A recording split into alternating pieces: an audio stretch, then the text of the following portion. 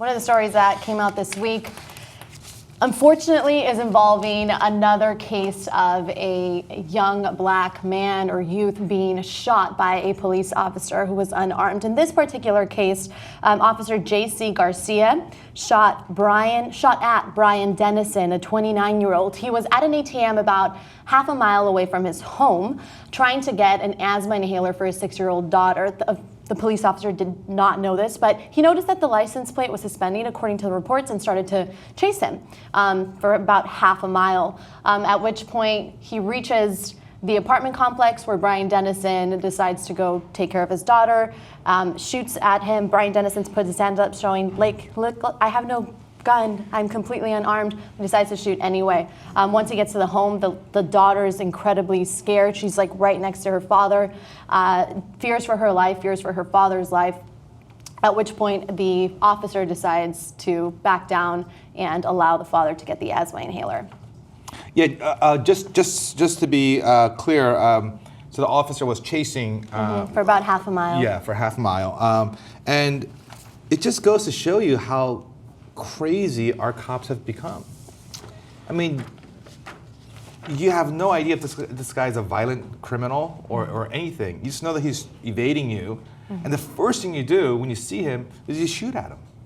I mean, is that what we call policing in America these days? You know, but he's a really responsible cop. You can tell because he never mentioned the shooting in the police report.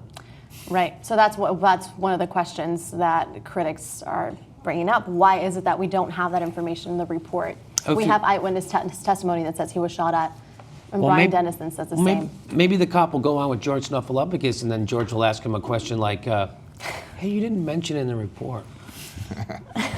But okay, so what do you think would have happened if he did shoot Brian Dennison and Brian Dennison died?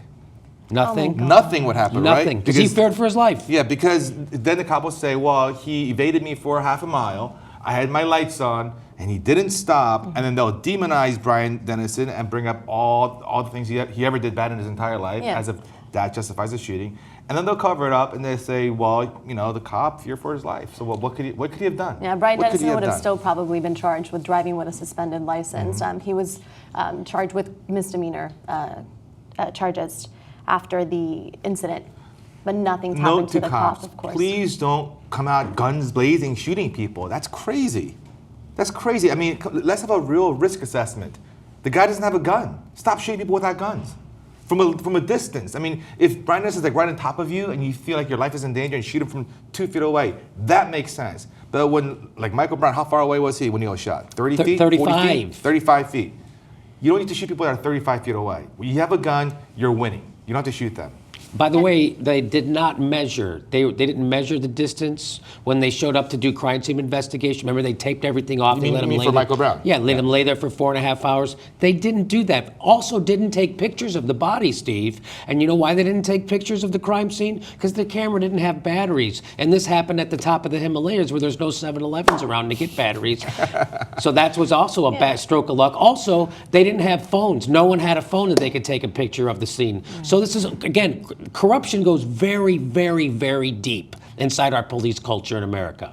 Yeah, you're talking about the, batteries, the cameras, and how we have access to all this technology, but we don't use it. Like when we look at other countries, for example, in the UK, they use body cameras, and police officers feel like the body cameras are protecting them just as much as they're protecting others. Because if there is a case in which they are they themselves accused of, excessive force or anything like that, you have video to prove that that did not happen. So they seem to be much more welcoming of it than our police officers here in the States. Yeah, so it's a very interesting cultural difference. Yeah, that happened with dash cams too. In the beginning, a lot of cops resisted. They didn't want any dash cams there because then there is an independent view of what happened, not just their perspective. But a lot of cops have come around on the dash cams because for that exact reason, because sometimes they're falsely accused. I mean, there are bad guys out there who do bad things to cops too. So with the dash cam, cops can say, no, I didn't beat the guy. The guy's making it up. So hopefully with body cams and dash cams and I mean, we have all the surveillance technology to surveil regular innocent civilians. Why not make sure that we use that to kind of look in on the cops, make sure that they're behaving?